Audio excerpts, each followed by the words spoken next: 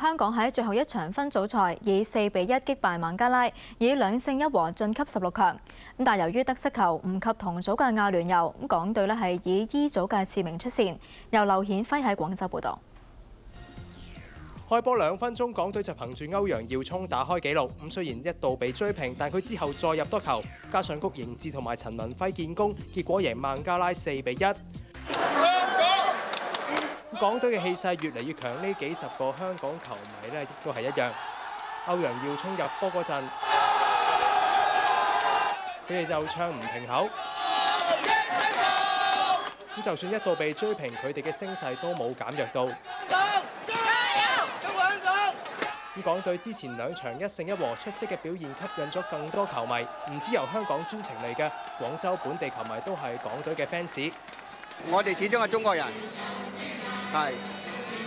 所以永遠支持香港隊。香港隊必勝！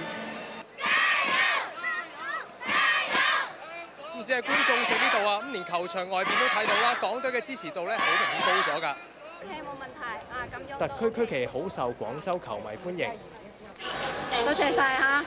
而香港球迷就更加受黃牛黨歡迎。其實呢日場外已經多咗執法人員巡邏，亦都有人因為賣黃牛飛而被帶走。無線電視記者劉顯輝喺廣州報導。